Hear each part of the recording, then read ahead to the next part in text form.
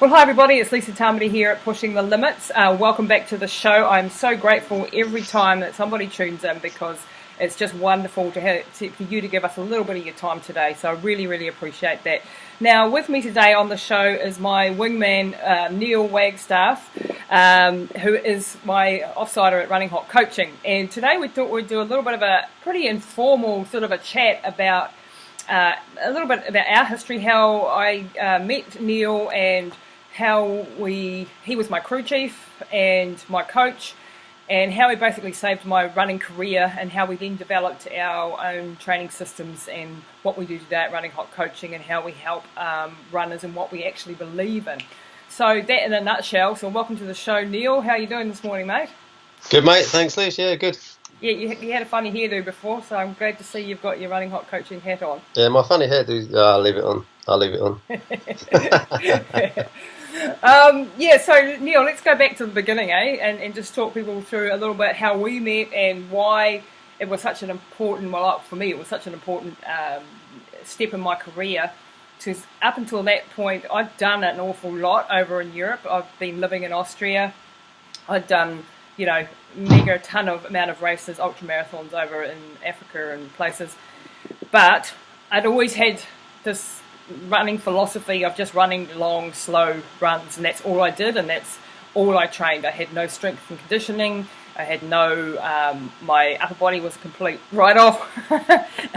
And yes, I always got to I usually got to the finish line, but not always in the best shape possible.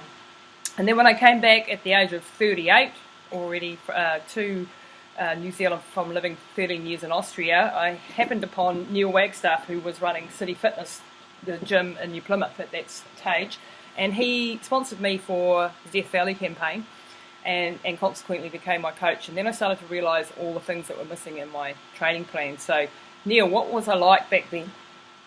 Where to start? You're crazy. You're still crazy now. You were crazy then. I think the biggest thing in it's funny when you meet people in life, isn't it? How people connect, and it's often like-minded people that connect. I was very impressed by what you'd done from a running perspective and endurance perspective. And you said in your introduction there, it was you were lucky to meet me. I think we were lucky both ways. I got a huge introduction to the endurance world. I'd already done some marathons, but got a huge introduction to the endurance world and what going that extra mile really truly means. Yeah, and learn a lot about myself in the process as well, which I'm sure will come out in some of these conversations. Yeah, a bit of tears. But I think the biggest thing was that you've got, and yeah, to this day I don't think I've met anyone that's got the mental strength, the resilience that you've got. You've got a huge ability to go over and beyond. And where I could see a huge opportunity was you were doing that without optimizing and maximizing the results that your body were giving you. So there was huge opportunity with introducing regular strength and conditioning work. Huge advantages to introducing more core work. I remember one of the first events that we did with you when you did the Round the Mountain. Yep. Oh yes, remember that. And we got some pictures of you at the end of the event as you're coming back into New Plymouth, and you're literally at that sort of angle. Yeah, it was sort of like a staple. You started off quite tall, and it was a real testament to what your ability to drive yourself mentally. But that probably sums it up with how you were finishing. You started strong, started tall. You were bent over, rounded through the shoulders, bent at the hips, and you were still moving forward. What got me excited was if we could get you more upright, stronger through the core, get your glutes firing more, strong through your mid and upper back as well, and you'd be moving forward a lot more effectively and a lot more efficiently. Yep. So that was two of the biggest things, and the other one was the volume. And we've debated this over the past 10 years now. Yeah. And how many kilometres is enough? What's the magic number, and how does it work? And I remember in the early days, it was you'd really push back on sacrificing Ks for strength and conditioning work, for core work, and for recovery. That was the other big part of the puzzle, was getting the right amount of recovery in a training week as well. And we've had some heated debates over the years as to what works and what doesn't. But those, and who was right? I'm not. You. Ask your mum. Yeah, definitely. Mum would agree. I think you were correct.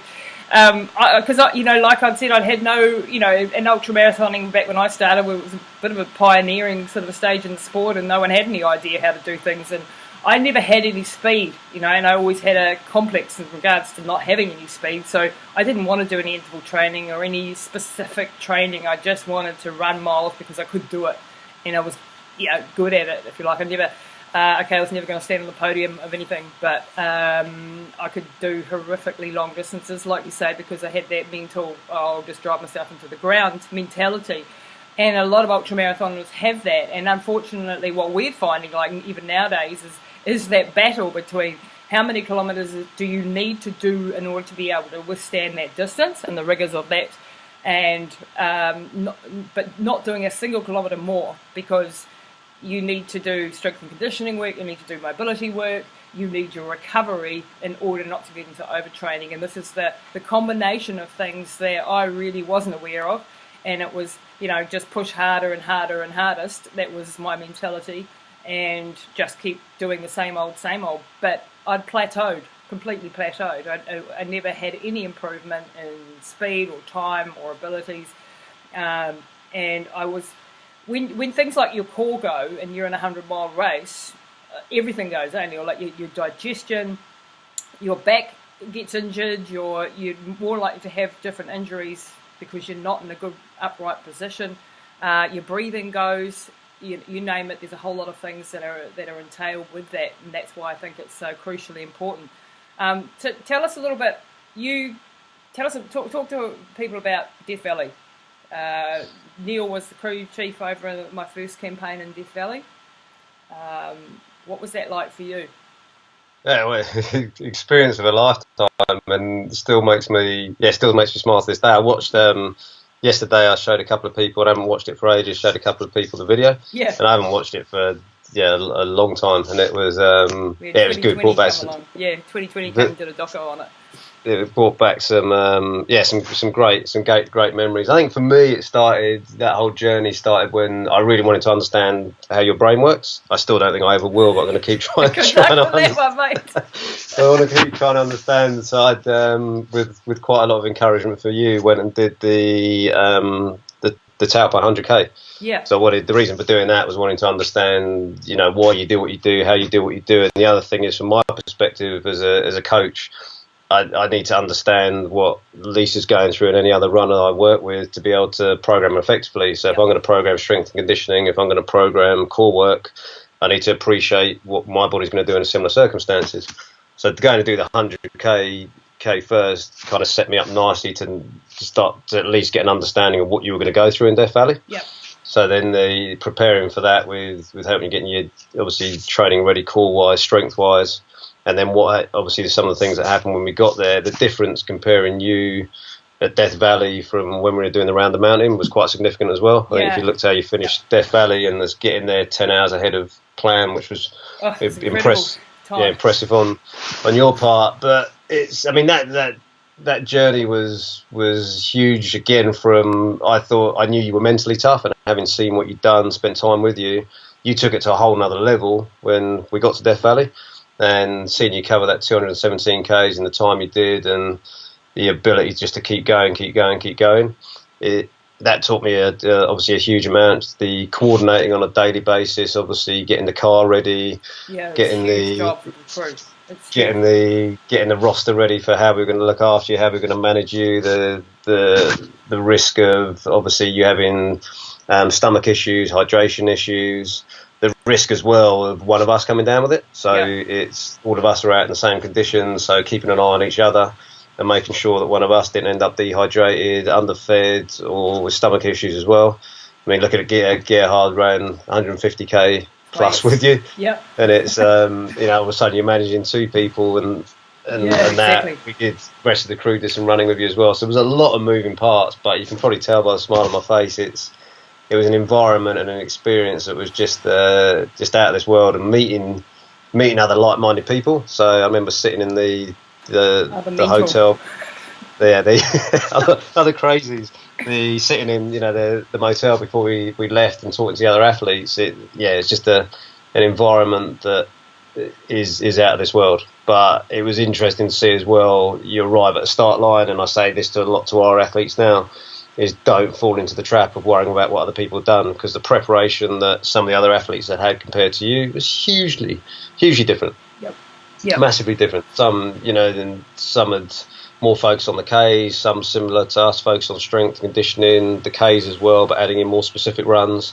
Others had just run and were getting well over 100 Ks a week consistently. 150, 160 Ks a week, and then going in expecting to perform at a high level. And not. And some, there's a small percentage, and that will. But you've got to look at the other areas we talk about regularly now as well, as look at how people are made up from a genetic point of view, what else they've got going on in their life. If you're a full-time athlete and you've got the time to do that, then that's gold, and it works. But if you've got other things going on, you need to manage yourself effectively. Yeah, no, I think it's really crucial that people understand that there are genetic differences between people, and when you look at a Dean Canassis or a Scott Urich, what they can perform is different to what I could perform and maintain, and without getting into the overtraining. So one does have to look at the genetics of the person and work with those genetics, and we're big on that. We're big on working out what people's genetics are and working to the maximum of their abilities and optimising their training runs. Let's just talk briefly about your 100k run, because it's a funny story. Your 100k was a bit of it was a fantastic run, and you're so strong. Like if we go for just to let people know, if we go for a 10k run together, Neil's running circles around me. Like he's fast and he's bouncy, and he's just got all the speed. And it was a new experience for you to go over those sort of distances, and I know that you realised that what seemed slow, and you weren't the only one that I've experienced this with, what seemed very slow at the beginning was unmaintainable by 70 Ks. And that's where there's a difference in types of fitness.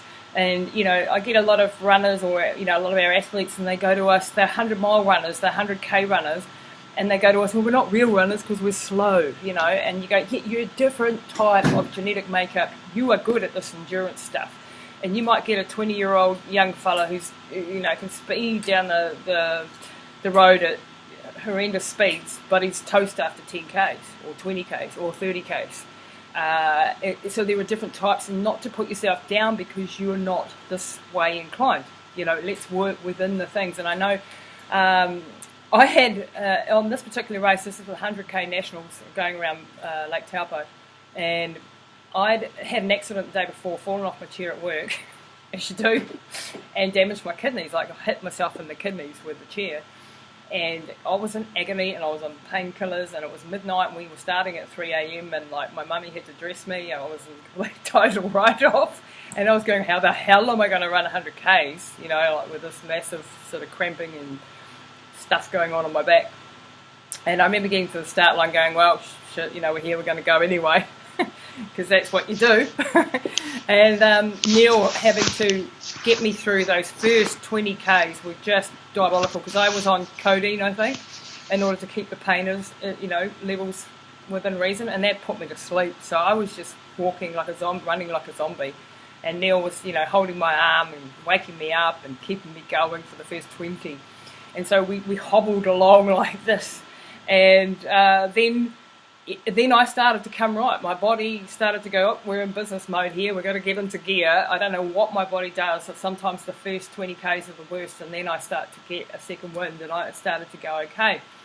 And Neil was powering on, doing really well, and then we got to about the 70k mark, and this just shows the ups and downs of an ultramarathon race. Yeah, we got to about the 70k mark, and then you started to hit the wall, because this was new territory for you.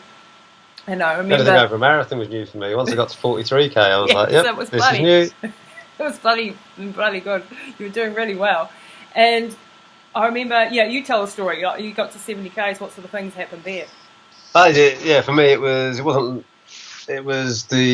it started to get daylight again. So gone through the whole bit up in the middle of the night, not sleeping. and yeah, just continuously keeping moving. For me as well, it was getting used to being able to fuel myself at those sort of distances. When your stomach doesn't want it. Yeah, stomach, and emotionally, I had better than the 70k mark. I had a massive low, and something that I'd never experienced before in any sport I played or done or expected to experience, which made it more emotional because I didn't. Yeah, Neil's a bit of a tough man, but I look over and he's, bawling his eyes out, still moving though. Still putting one foot in front of the other. But yeah, it was a experience-wise total shock to me. But it was a massive eye-opener of what you can achieve. Yeah. And it's, how far you can push. Yeah, how far you can push. And within, it probably lasted, I'd say, about 10k. Yep. But then coming out of that, the other side was amazing, and then had a real good high again. Yep. But it was talking about being bounced How around. does that happen? Like people go, because a lot of people in the ultra, they think they're toast, and then they're not toast because your body comes back. How can your body come back when it's totally exhausted? Some of that would be, from my point of view, some of it is I think fuel based. So I'd hit the wall because I've got the fueling wrong. The other part as well is time of day, lack of sleep. So the big part of it is going to be physiological, and a big part of it, especially in the ultramarathon, is going to be psychological. The bit that I always found fascinating, especially on the psychological side, is how transferable that experience is to daily life.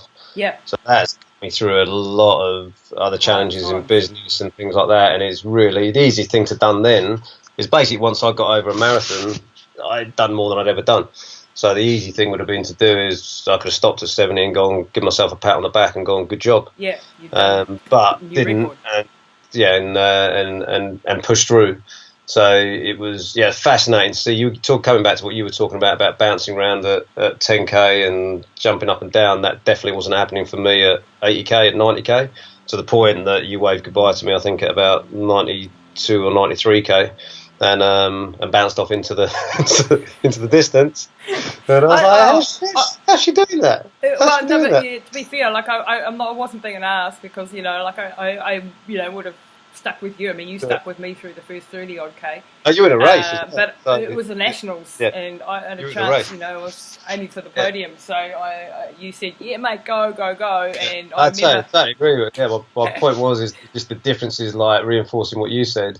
Is the differences in what you're able to do, what your body's capable of doing, what it's trained and conditioned for at that time. Yep. And I think I ended up coming in, 20, 25 minutes after you, something like that. And it was, total change in distance, time, physiology, psychology, and you throw all those things in the mix. And I was definitely out of my comfort zone. Well, yeah, but an amazing performance, and an amazing time, And that sets you really well up for, crewing in Death Valley because, I have to give credit to my crew both years when I did Death Valley, and this is 217 kilometres for those people who don't know, through the hottest desert on earth with huge mountains to cross as well. So you've got, everything happening at you, temperatures up to 57 degrees, and that was 57, not 47, it's damn hot. But the things that you go through there, even as a crew member, your crew can break. They are out there for the entire time with you. They have to monitor you. They run with you and pace with you. And I've had other races too where the crew have done just as big a job almost as the actual runner. It's the dedication that sometimes what these guys bring to the table, and they don't get the medal at the end, unfortunately, but they deserve a medal. A huge, commitment. And the beautiful thing about when you push, people think we're mad. They do think we're mad. 90% of people think we're mad, but they don't understand the camaraderie that you go through, the extreme highs. These are days that you'll never ever forget in your life. When you push through these limits and these boundaries, and you brutally get through these hard times, and then you come out the other end. What are some of the things that you've learned out of that? It's just how transferable it really is to every other aspect of life. I didn't realise until I found myself in other challenging situations, family-wise, business-wise, life-wise, that it teaches you how to push on. it teaches you when to push on as well. I think that's a fine line to point out as well. As much of these experiences are understanding when it's appropriate to carry on, and understand as well that sometimes you can't push anymore. Yep. And the right decision is to, it's not always the easy decision, but the right decision is to pull the pin. Yep. And say, no, this isn't right. And that decision-making process you go through in an event or in a race, when you're managing a crew, when you're managing a team, when you're managing an athlete, is very, very similar in obviously the environment's different, yep. but the things you're learning and things you're applying are very similar. And the difference, somewhere like Death Valley, everything's so heightened. It's so, everyone's so aware. The experience is probably a lot more intense than it would be in some real life situations. But that just sets you up to think clearly, think effectively, think fast, and make decisions that are appropriate. Yeah, it's not until you've been through something like that and realise what your body's capable of that it does open so many more doors. And what once may have looked challenging and something that you're not gonna attack head on and take on, I'll now look at and go, well, yeah, actually that's probably doable. Yeah. This is one of the reasons why I've set up the Mindset Academy, the Path of an Athlete, because it is teaching all of these skill sets and trying to condense the learnings from this into real world applicable ways for people to actually use that in their business life. I mean, we're both business people. We've got a number of businesses going. We've at Running Hot Coaching, we've gone around in circles for time and time again. We've 100 iterations of the website, heated arguments about this and that and the other. But the key thing is we've persevered, and there is no option that we're not going to quit. We're going to make this work, and we're going to get our heads around this whole digital world of craziness. And that comes from ultramarathon running. In my experience and in your experience, it's like, well, yeah, that didn't work. What else is there? And when you come up against obstacles, if you have that ability to go, okay, back to the drawing board, that didn't work, what can we whittle away at? What part can we attack now? Have a good cry, get back up again, and keep going.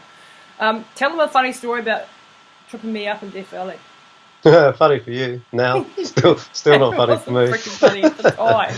So we were from memory, it's the second day, and we were heading down one of the longest straights, and you could see Mount Whitney in the distance. So from a mind and brain, from a psychological point of view, it was soul destroying, because you could see pretty much where you're going to finish. 60 k's of straight. Yeah, and that was literally just one foot in front of the other, and it was that. I remember that mountain still looked about that big and looked that big for forever. So I was just plodding along happily behind you, watching your feet, making sure you're all right, keeping you on the straight and narrow, making sure you weren't coming off the road. Obviously keeping you cool, making sure you had what food you wanted. And I must have. I must have gone off into my own little world and managed to trip you up. So obviously you were ticking along in a great rhythm, and one foot in front of the other. The other thing that I again learned, and there's another great example, great story, is it taught me a huge amount about communication as well.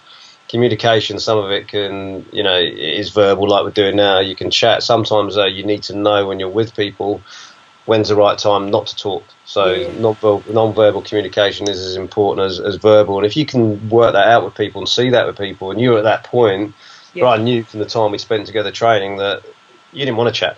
No. It wasn't about talking. You were in your own little world. You were definitely in pain, definitely uncomfortable, and you just needed to know that your crew were there and you were going to keep moving forward. There. Yeah, you get to a point where you actually don't have the energy to talk. You don't have the energy, the brain function. Your brain function starts to go. Apparently, you make your brain a little bit smaller doing this stuff. I've obviously got the effects of that. It shrinks. It's starting to explain a few things. Yeah, definitely. It's probably the worst time to trip you up, and I tripped you up pretty well. You went down pretty hard, and probably. I don't think I was allowed back near you for the next few hours until you came out of that and started talking again. I remember sitting in the car afterwards, and I think Chris and Sandy and Gerhard were going out with you, and I was like, "She stopped crying." No, she's still crying. She's still whimpering. Okay. And I'm like sitting there, oh no. And then she stopped yet? No. Can I go back out there yet? No, you shouldn't go back out there yet.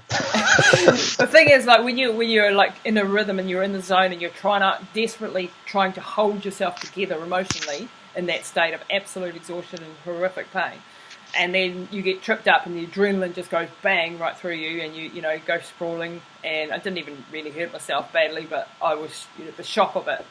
And when you're in that weakened state, the emotions just come flooding out, the ones that you've been trying to sit on and hold it together and be mentally tough, and all of this stuff, it just pours out. And so you can be running along, like I was just still moving. This is the key thing. I'm bawling my eyes out. I'm in an absolute tragic state, and I'm still moving forward. And that is such a key lesson for life.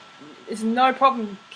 Cry, fall down, cry, do what you got to do, grieve, get back up, keep going, keep going, keep going, keep going, and then eventually you'll come right. You know, if you've still got those feet moving, if those feet are still moving forward, you're still making progress. Yeah, you get there, and you will make progress. Now, yeah, there's another key fact, and it's another good lesson that came out of that experience as well. Is sometimes going a little bit slower, smaller steps, 1 foot at a time. It'll get you there. It might not get you there as quickly as you think you will. And so many people stop things in life because they expect it to get there next week or tomorrow. But you got to learn and understand that it takes. Patience. Some things take time, yeah, and some things take patience. And anyone you speak to who's been through a challenge, work-wise, business-wise, sports-wise, when you sit and talk to them, it's not something that's happened overnight. It's something that's taken hard work, dedication, commitment, and they've got to keep chipping away at it. Yeah, that resilience and getting back up when you've been knocked down is a key lesson. Tell me what you did like a little bit later on that race. I remember you guys were trying to pep me up, and you were doing all sorts of crazy things and doing dances and singing to me and God knows what. And there was one time, it was a 100-mile mark. It was meant to be the 100-mile mark, and you came out and you like made a finish line for me, like I drew a chalk line across the thing, and this is the 100-mile mark, and woohoo, big celebrations, and we got over there, and then you did some calculations and you'd like missed the mark by 5Ks or something. And I was only 95 or something, and that completely blew me because all those little things, never ever tell your runner it's shorter than it actually is, because always say it's longer. If I knew this call was going to be like this, I wouldn't have come on this call. All things did wrong. No, but they're funny stories now. But you know, it shows you how much psychologically, when you think you have reached something, and then something pulls the rug out from under you, how much that can affect you psychologically. And I almost let go at that point, because I was almost like, oh my God, you know, I can't face. I'm actually 5Ks or whatever it was further back than what I thought. There's a massive distance on a day like that. Yeah, it was a huge distance. And then later on there was, you know, hallucinations. I think I kept telling Chris to stop peeing on my feet, and there were bears following me, and there was all sorts of dramas, you know. And, the thing is, it was a massive experience and a crazy experience. And since then we've had a number of other journeys together. And this is why, you know, we developed Running Hot Coaching. So, you know, bringing it back to what the heck you guys can learn from this conversation. Apart from the fact of, you know, overcoming obstacles and taking on challenges. And when people tell you can't do things, it's not always the end of the road. You know, if I had $1 for every time someone said to me, you can't do that, I'd be a millionaire. And just using that as fire to keep yourself upright and going forward. Even when no one else believes in you, and then finding people who do believe in you, and this is why, you know, we have such a deep friendship, is because you believed in me, you thought it was awesome, you backed that 100% with your commitment, and then you became an ultra runner too, and coach extraordinary. I mean, you were already an amazing coach, and that, you know, that finding those people who can support you on that journey that you are deciding to undertake is really, really crucial. Those ones who will back you. Get away from the naysayers. Just go, picture a little raincoat on top of your head and just let their comments run past you, and just, you just don't know. You just do not know what I'm capable of. And that little voice inside you has to be really, really strong. And I think having good mates like Neil has, you know, really helped propel me forward in my career. And then hence we started Running Hot Coaching, so that we could actually help others do exactly the same things. And we don't, a lot of people think, oh, we coach ultramarathoners and that's it. Well, we don't, Neil? Like, for us, it is about absolute beginners. It is about people who are extremely busy. They've got, kids and husbands and wives and careers, and they want to do something epic for themselves, and we can show them the way to do that. We can show them the shortcuts. We can help them not make the same mistakes that I made, and we can show them the way to do it without injury and with a strong, functional body. Both of our concerns is that we do not want our athletes, and this is something that I have an issue with some other coaches, is that yes, they will get you top performances, and you see it a lot in the elite, but within 2 years that athlete is complete toast. That's not our goal, and that's not the coaching company we are, and that's why we prefer to work with people who, so not necessarily the elites. We have some, a lot of ultramarathon runners who do train with us, and we can help them get to the finish line, but we're not interested in the elites and their elite performance. What we are interested in helping people, whether they're absolute beginners and haven't even tied a pair of shoelaces in a pair of running shoes yet, or whether they're doing, they've done a couple of half marathons and they want to have a crack at the marathon or whatever, and they're busy and they haven't got time, and they want a time efficient, injury preventative method of training and getting themselves the support they need with the nutrition, with the supplementation, with the mindset. All of these things belong in a good training program, and I think that's what makes our coaching company unique, in the sense that we try to have this holistic approach, and crikey, over the last couple of years we've torn our hair out with the technical side of what we do, and some of our our early athletes will know that we made a few muck-ups along the way, and we're certainly not perfect in the delivery of the information that we're trying to get across, but we're getting better at that because we're persevering, and now we're able to provide systems and programs that people can really put their faith in and know that we'll get them to the start line in the best shape possible in the shortest amount of time possible, and most importantly, healthy and with longevity. Tell us a little bit about the work like you've been doing, especially with Boost Camp, with Kytson Institute, just to wrap this up. I think you've hit the nail real well on the head, Lisa.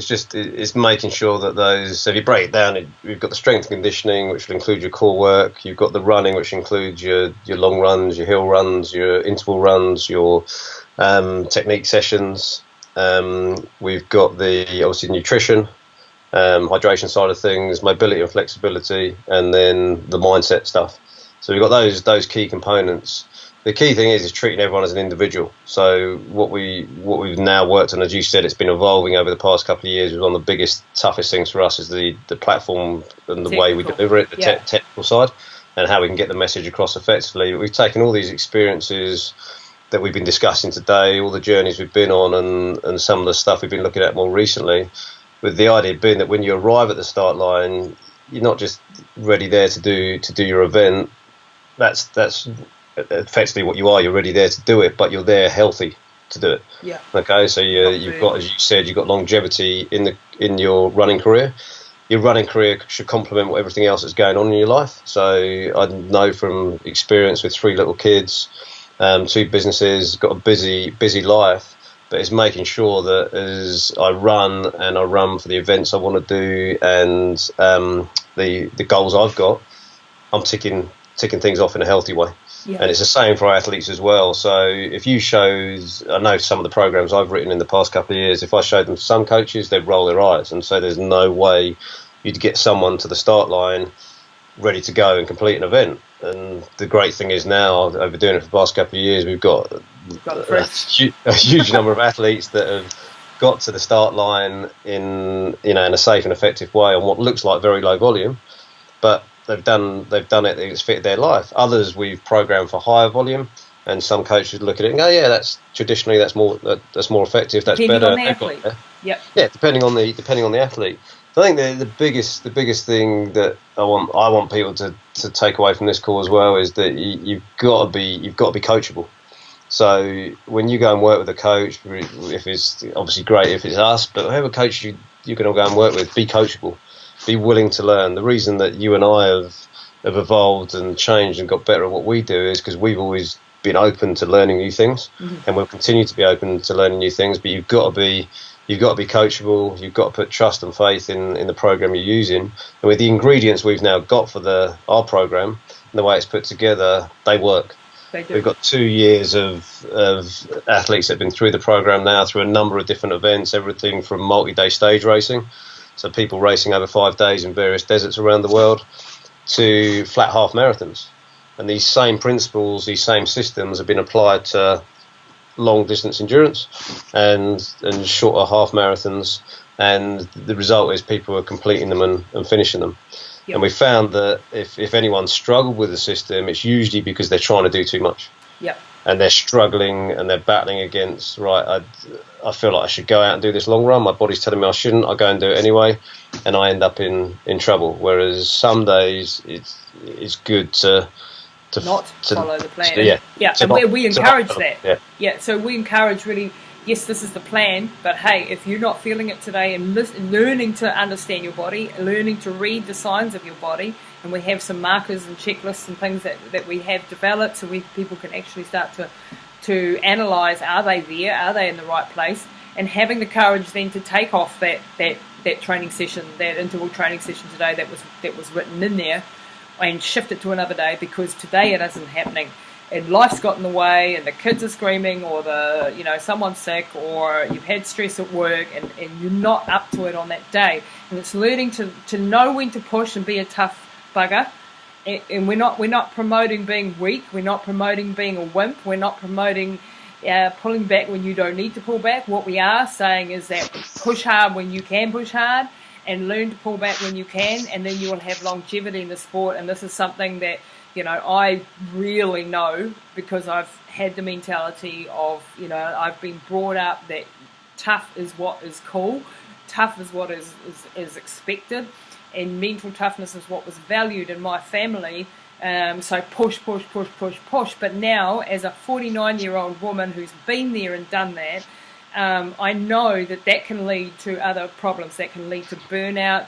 It can lead to an awful lot of health problems, hormonal imbalances, adrenal exhaustion, thyroid problems, weight gain, all of these things that were just so simple to avoid if I'd listened a little bit more to my body.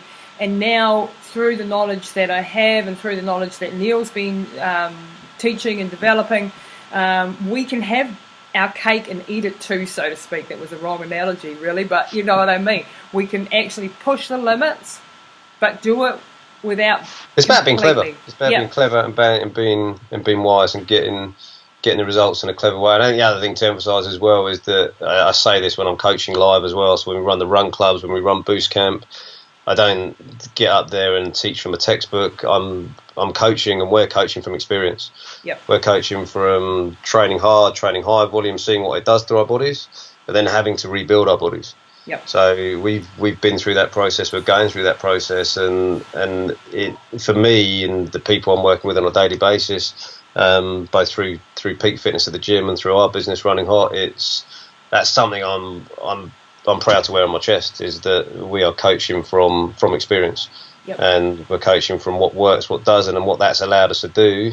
And it's taken us, it's a fine example where Death Valley is so transferable, because I never thought it'd take us 2 years to fine tune what we've been doing, but it has, and it's taken that time, because we've had to learn a lot from a technical point of view, but we've also had to learn a lot with what works for individuals, what works from a health point of view, a fitness point of view, a running point of view, and then develop that system to deliver it in a way that works for everyone. And it's I'm happy to say we're there. It's still going to evolve, but it's still going to evolve, but it's working working well. Yeah, the technical side has been our biggest challenge. It was tougher than running Death Valley, if you ask me. And we've got like for an example, we've got another wonderful coach that we work with, who's part of our team, Carlos Kumaroa, a man who's turned his life around after seeing so many of his relatives. He's a Māori gentleman, and he was just seeing in his community, in his whānau, people dying left, right, and centre, and he was like, "This is not right. This is, why are we all so overweight? Why are things not going right?" And he decided to take action, and he's turned his whole life around. He's now become this. I mean, he's the toughest, amazingly tough mentally. And he too now is doing a challenge this year to run all of New Zealand's races over 100 kilometres, and that means 100 milers and everything in between. So that's 12 races within 1 year that he's attempting to do. And we, within the bounds of what we have said, we are trying to get him there, knowing that this is going to completely, be a massive challenge for his body. And he's in his 50s now. To get him across the finish line without being completely toast by the end of the year. And I mean, I know that mentally he's strong enough to do that, and physically he is as well. And the thing is that Carlos also understands the need for this balance, and it'll be interesting to see him on this incredibly difficult journey and how he goes, and we love those sort of people and that sort of challenge. But equally, we love when we see the mum who's got 4 kids and she's struggled with her weight and she hasn't run for 10 years or she hasn't done anything ever, and getting them through the first 5 kilometres, that's gold too. It's changing people's lives is what we're all about and what we want to do and what we want to achieve. So Neil, anything you want to finally add to that? Maybe like your boost camp stuff, the future of personalised health, what's coming at us and what we're developing. Yeah, I think I've been in the industry 22 years now, and what I was taught, and when I studied in my initial courses and what I studied at university, and I've studied and continually upskilled throughout my career, and what we're studying now, I think what health and fitness professionals and the way they need to be educated, I can see it changing. I think it needs to change significantly more. A one size fits all won't work anymore. People, when they come in to work with us or work with people that we train at the gym as well, they need to be treated as individuals, because they're individual from a genetic point of view, they're individual from a health point of view, they're individual from what each of them are doing and the stresses and loads they're putting on their body. So we can't expect any more for a standard program or the same program to work for each of those individuals.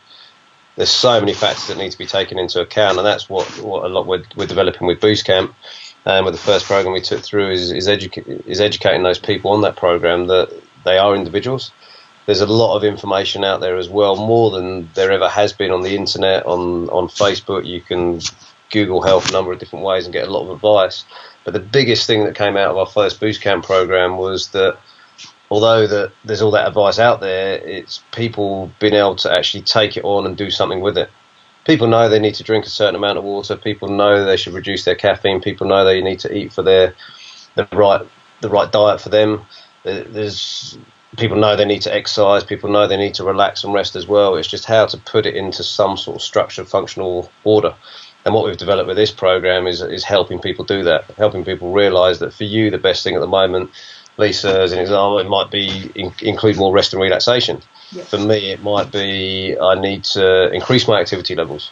But you've got to make sure you're tweaking and changing the right part of the puzzle. Yeah. And all the pieces are fit together, because if you're not, then you're just going to keep getting the same results. And for some people, they feel like they're banging their head against the wall because they're not getting results. Yeah, they're training their backsides off and they're just not seeing the change in the reserve.